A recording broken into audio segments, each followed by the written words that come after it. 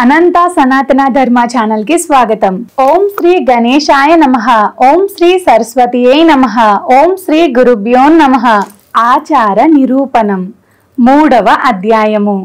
సోమకాంత మహారాజు కుమారునకు ఆచారము, ధర్మము, రాజనీతులను ఉపదేశించుట. అలా రహస్య మందిరంలో రాజైన సోమకాంత మహారాజు తన కుమారుడైన హేమకంఠుణ్ణి స్వర్ణమయమై బహురత్న ఖచితమై ఇంద్రుని స్వర్గ సింహాసనంతో సమానంగా మెరిసిపోతున్న తన సింహాసనం పైన పక్కన కూర్చొండబెట్టుకొని అతని వీపును ప్రేమగా ఆశ్వాసం కలిగేలా తన కుడి చేతిని ఉంచి అతనితో ఇలా అన్నాడు. కుమారా, అనేక విధములైన ధర్మాలన్నింటిలోనూ సదాచారము మిక్కిలి విశిష్టమైనది. రాజైన వాడు దీనిని తప్పక పాటించాలి. అందువల్లనే ఆయువు, ఆరోగ్యము, కీర్తి వర్ధిల్లుతాయి. దేవతానుగ్రహము, వంశాభివృద్ధి కూడా కలుగుతాయి. ఆ సదాచార విశేషాలన్నీ శ్రద్ధగా విను. సదాచారము. అర్ధరాత్రి ఇంకా యామం సుమారు 2:30 గంటలు కాలం ఉండగానే సూర్యోదయానికి ముందుగా బ్రాహ్మీ ముహూర్తంలోనే నిద్రలేవాలి. వెంటనే పడుకున్న శయ్యను వీడి శుచి అయిన స్థానంలో కూర్చొని తన ఆచార్యుని, గురువును, దేవతలను ప్రణవం, ఓంకార సహితంగా భూమాతను ధ్యానించాలి. భూమిపై పాదాలు ఉంచినందుకు అపరాధ క్షమాపణ కోరి ఆ తరువాత బ్రహ్మాది దేవతలకు సైతం వరప్రదుడై సకల ఆగమముల చేత కొనియాడబడుతున్నవాడు, చతుర్విధ పురుషార్థములను ప్రసాదించేవాడు, వాక్కులకు మనస్సుకు అతీతుడు అయిన గజాననునికి నమస్కరించాలి.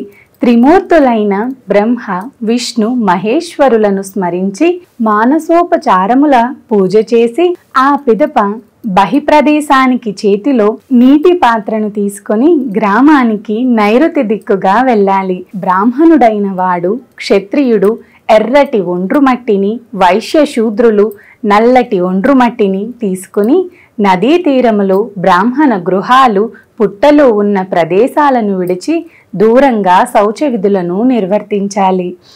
దివారాత్రములలో ఉత్తర, దక్షిణ దిశలుగా మూత్ర పురీష విసర్జన చెయ్యాలి. ఆ తరువాత 5 సార్లు మట్టితో, నీటితో చేతులు కడుక్కోవాలి. 10 సార్లు ఎడమ చేతిని, ఆ తరువాత మరో 7 సార్లు 2 చేతులను, ఒక్కసారి మట్టితో పాదములను శుద్ధి చేసుకోవాలి. వ్రతం ఆచరించేవాడు ఇందుకు 2 రెట్లు, వానప్రస్థుడైన వాడు 3 రెట్లు, సన్యాసులు 4 రెట్లు శుద్ధి చేసుకోవాలి. స్త్రీలు, శూద్రులు ఇందులో సగము 25 వంతు మాత్రం శుద్ధి చేసుకుంటే చాలు. ఆ తరువాత శుద్ధాచమనం చేసి గానుగ, వేప వంటి పుల్లలను ప్రార్థనాపూర్వకంగా ఓ వృక్షమా, బలాన్ని, ఓజస్సును, తేజస్సును, బుద్ధిని, సంపదలను ప్రసాదించవలసింది అని ప్రార్థించి వాటిని సేకరించి దంతధావన అంటే పళ్ళు తోముకోవటం చెయ్యాలి. ఆ తరువాత నదీ లేక చెరువులో అపవిత్ర పవిత్రోవ అన్న మంత్రంతో మలాపకర్షణ స్నానాన్ని, ఆ తరువాత మంత్రపూరితంగా అగమఘర్షణ స్నాన అపోహిస్థానాన్ని మయోభువ ఇత్యాది మంత్రాలతో చేసి సంధ్యావందనాదికాలను నిర్వర్తించాలి. ఏకాగ్ర చిత్తుడై గాయత్రి మంత్ర జపం చేశాక గురూపదిష్ట మంత్రాన్ని జపించాలి. హోమాన్ని శాస్త్రోక్తంగా ఆచరించి మంత్రదేవత తర్పణాన్ని, స్వాధ్యాయానము, వేదశాస్త్ర గ్రంథాల అధ్యయనం చెయ్యాలి. దేవతా పూజలు చేశాక వైశ్యదేవమిచ్చి బ్రాహ్మణులను, అతిథులను కూడి భుజించాలి.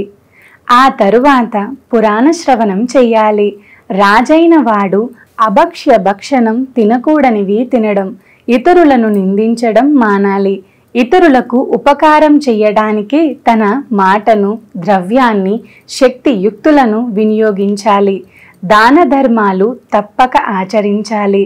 తన భార్యను విసర్జించటం, ఋతుమతిగా ఉన్నప్పుడు సంగమించకపోవటం కూడా దోషమే. పరదారల పట్ల దోషబుద్ధి కూడదు. మాతాపితరుల సేవ, గో బ్రాహ్మణుల సేవ, గురు శుశ్రూష అవశ్యం ఆచరించాలి. దీనులైన వారికి అన్న వస్త్రాలనిచ్చి ఆదరించాలి. సాధువులను సగౌరవంగా సత్కరించి వారి ఆశీస్సులు పొందాలి. ప్రాణం పోయిన సత్యవచనాన్ని మాత్రం వీడకూడదు. సాధు సత్పురుషుల సేవా ఫలితం అనంతమైనది. దానివల్ల భగవత్ అనుగ్రహం తప్పక లభిస్తుంది. శ్రద్ధా భక్తులతోనూ అనన్య మనస్సుతోనూ వారిని సేవించాలి. ఇక రాజ్యపాలన విషయంలో రాజెప్పుడు ఏమరుపాటు చెందకూడదు. దోషులను అపరాధానుసారమే నిష్పక్షపాతంగా దండించాలి. తన యందు విశ్వాస పాత్రులుగాని వారిని విశ్వసించకూడదు. ఒకప్పుడు శత్రువుగా ఉండిన వాడిని కూడా గ్రుడ్డిగా విశ్వసించడం, దగ్గరగా మసలనీయటం చెయ్యకూడదు. అలాగే తన శక్త్యానుసారం దానములు చెయ్యాలి. దానం చెయ్యనప్పుడు సంపద క్షీణించి రాజు దరిద్రుడవుతాడు. సమర్థవంతమైన పాలనకై గూఢాచారులనే నేత్రాలను కలిగి సదా అప్రమత్తుడై ఉండాలి. సరి అయిన దండనీతిని పాటించినప్పుడే ప్రజలు ధర్మవర్తనులై భయభక్తులతో మెలుగుతారు. అలా జరగనప్పుడు రాజ్యంలో అరాచకత్వం చెలరేగుతుంది. రాజైన వాడు బహిశత్రువులతో పాటు తన అంతశత్రువులైన కామ, క్రోధ, లోభ, మోహ, మద మాత్సర్యాలని ఆరింటిని జయించాలి. వృత్తి ఛేదము, సంతాన ఛేదము, దేవతా ఛేదము కూడనివి. ఆరామములను నీడనిచ్చే వృక్షాలను ఎన్నడూ నరకరాదు. సర్వకాలములలో దాన ధర్మములు విరివిగా చెయ్యాలి.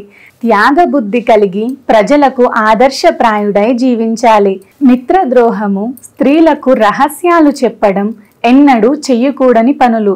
తాను ప్రసన్నతతో సహృదయతతో ప్రజానీకము యొక్క భృత్యుల యొక్క అభిమానాన్ని, ఆదరాన్ని చూరగొనాలి.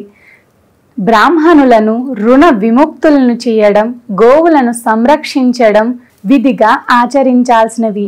ఎల్లవేళలా దేవ బ్రాహ్మణ పూజలు చేయడం ధర్మజ్ఞుడైన రాజు ఆచరించవలసిన ధర్మములు అంటూ ఇంకా అనేక ఇతర రాజనీతులను, ధర్మ సూక్ష్మాలను సోమకాంత మహారాజు తన కుమారుడైన హేమకంఠునికి ఉపదేశించాడు.